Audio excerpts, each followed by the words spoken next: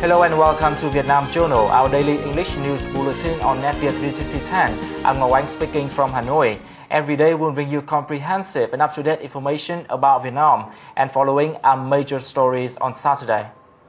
Vietnam-Japan firms sign energy cooperation deal. India calls for arrivals of Vietnamese businesses. And Huế Festival attracts artists from 30 countries. Vietnam Energy Consultancy and Investment Company, or Vietesco, and Japan's Mitsubishi UF Morgan Stanley Securities have recently signed an energy cooperation deal in Saigon. Vietnam is trying to attract new energy-saving technologies from foreign companies. Representatives from many local and foreign organizations attended the event. They included the General Consulates of Japan and the Netherlands, the Commercial Department of the US, among others. The Japanese firm said it would work with Vietesco in some projects of lighting systems, home appliances, and solar energy machinery. It will also support Vietnamese enterprises in assessing new technologies for eco-friendly and sustainable development in Vietnam. Vietnam Central Bank on Friday announced it would reduce the deposit rate cap to 12% from 13%, in line with its target to bring the ceiling to 10% by year-end. The reduction is said to result from the stabilizing macroeconomic situation, slowing inflation, improving bank liquidity, and ample lending funds. The central bank has said it aims to reduce the deposit rate cap by 1 percentage point every quarter of this year to ease burdens on businesses.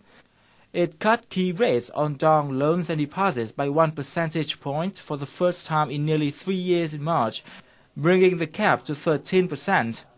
Dong lending rates ranged from 13.5% to 20% for business purposes, while loan rates may soar to 25% for other purposes. The Vietnam's banking system's total lending slipped 2.13% as of March the 20th from the end of last year. And following is some other economic news in brief.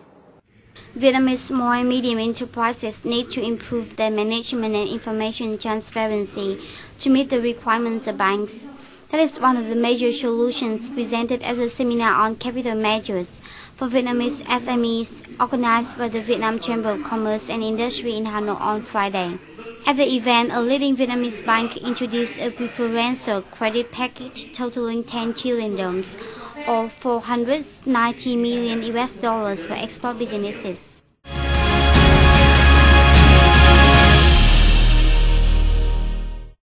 The chemical processing equipment plant unit of South Korean invested Doosan Heavy Industries Vietnam exported the third batch of made in Vietnam high-tech chemical processing equipment to Turkmenistan on Thursday.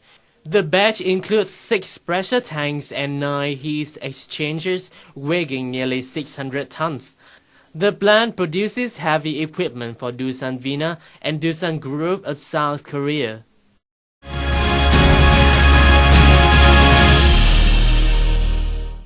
Japan's JFE Steel Corporation has expressed its interest in joining the $4.5 billion steel project of Taiwan invested Guanglian Steel Vietnam Limited Company in Dung Quất Economic Zone in Quảng Ngãi Province.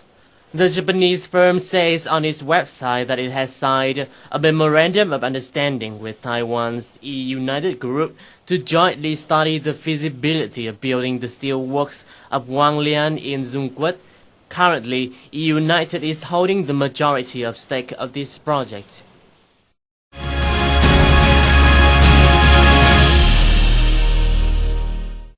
Holland has announced that Vietnam's panga fish consumption in 2011 soared to 5,500 tons from 4,600 tons in 2010.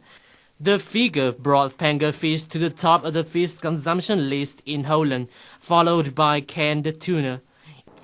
More Vietnamese businesses should go to India to boost trade and investment. Mr. Shantanu Srivastava, chairman of the India-ASEAN Business Promotion Council, made the call in a recent conversation with our NETVIET VTC10 reporter. The talk took place on the sidelines of a recent seminar on trade and investment between Vietnam and India held in Hanoi. Hello, Mr. Shantanu, and thank you so much for taking your time and being with us today. So first of all, could you please tell us what is the most important result of Indian business mission to Vietnam this time? This time we have about 50 companies, and these 50 companies represent a very wide range of industry and areas. In the exhibition, you have some interaction, but they should stay on and then have some meetings with their Vietnamese counterparts and explore the possibilities of cooperation. One, India's exports. Two is that Vietnam's exports to India, and three is India's investments in Vietnam. This is our main aim, to promote these three things.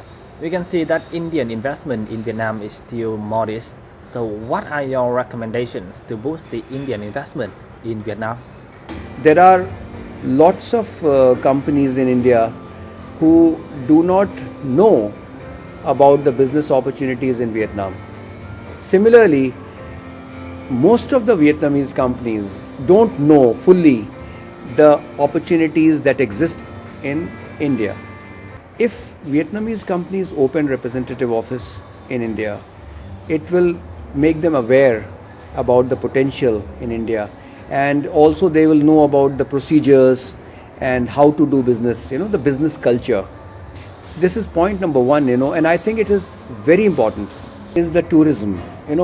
Tourism is very important. When you have people traveling from India to Vietnam and Vietnam to India, they see everything, they see the business opportunity, they see the culture, they get to know more, they get the feel of the country. So I think tourism is very important for us to develop. Third, I want to tell you is that, again, there are investments from India to Vietnam. Maybe not so much, but there are. But there is no investment from Vietnam to India. And I would like to invite Vietnamese companies to come to India and invest. And the fourth point I wanted to mention is that it is very important for Indian companies to explore investment opportunities in Vietnam. Vietnam has lots of potential, you can see that many countries all over the world have come to invest in Vietnam. So Indian companies should also look at Vietnam for investment, whether it is infrastructure or power sector or education, healthcare, information technology, or agricultural processing, human resource development. It could be, it's vast. There is huge potential in Vietnam for investment by Indian companies. So what are your suggestions for Vietnam to better tap the huge market of India? India is moving forward.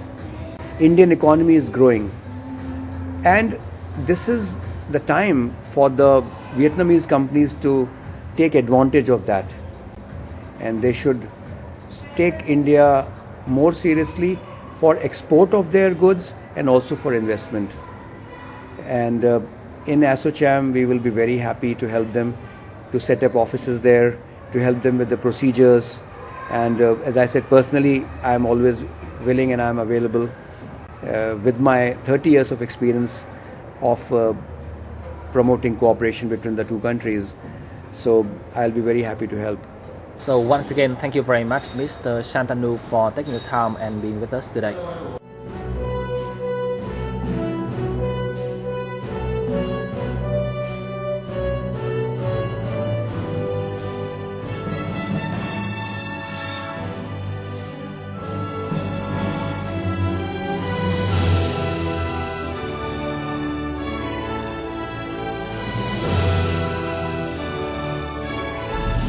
Vietnam Journal. It's not just news, it's life in Vietnam. Welcome back to our news bulletin. This year's Huế Festival is underway in the former imperial city of Huế from April the 7th to the 15th. The event is expected to attract the participation of 40 different groups of performers from 30 countries around the world. Among performers, the street dancing group Carabos from France will bring a unique fire lighting act to the festival, while the combo box and eagle will also play the jazz pieces along Hue streets. Many special performances will be delivered at the festival, including Russia My Love by the Raduga dance troupe from Khabarovsk in Russia. Especially, all artists will give their first performance for patients in hospitals in Hue.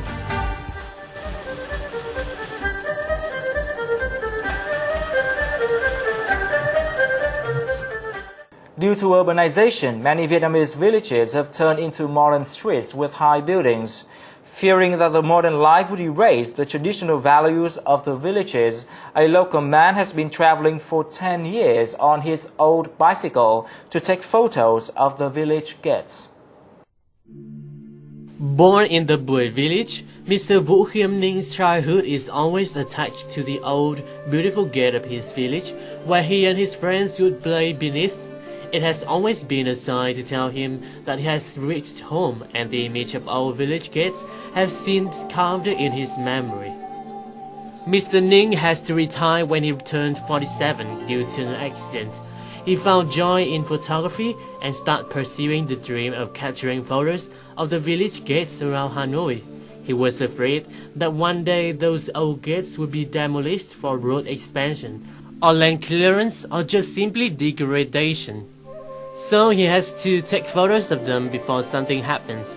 Traveling with just an old bicycle, an old Canon camera and a bottle of water, Mr. Ning has captured hundreds of photos of many different village gates. Bởi vì sao? Bởi vì con người ta khi sống và chết đều không thể thoát ra khỏi cái cổng làng. Sống thì đi ra đi lại qua cái cổng làng, chết thì cũng đi đưa ma qua cái cổng làng. Ai cũng để lại đấy một cái hồn. Nếu chúng ta quên mất cái cổng làng thì tự nhiên chúng ta quên mất cái hồn cốt của làng. Mà quên mất hồn cốt của làng thì từ đó quên mất cái lòng yêu quê hương đất nước. Mr. Ning shared, if we look at the photos alone, we couldn't understand the village's unique traits and traditions, or the secrets that lies behind the gate. After each trip, not only he understands more about the village history, he also realizes that there are no two gates alike. Each village gate's architecture style represents a different time of history. However, urbanization nowadays is raising many problems to the village gates. Villagers want a new gate to suit the surrounding, bigger for transportations to go through, but must retain the soul of the old village gate. That's the problem that the Khe Hoi village had faced months ago. The problem is how the new gate should be done, keeping the original form or adding some modern touches.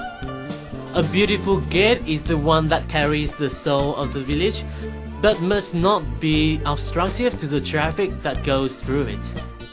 Cái đường ngày xưa là các cụ mình là nó bé, nó chỉ có 1,6 m thôi, nhưng khi quá trình cơ chế bây giờ, kinh tế bây giờ, xã hội phát triển thì dân làng mở rộng nó ra, và cái cổng cũ nó cũng tức là nó bị rạn nứt rồi, để nó xảy ra tai nạn thì dỡ bỏ, hóa giải đi thì làm nguyên bản cái cổng mới.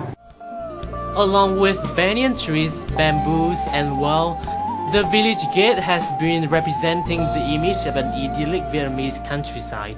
Mr. Ning shared that the village gate is something very close and intimate to him. Though many village gates have been replaced with the modern ones, he still feels happy to know that at least that people still care about their village gate, their village soul.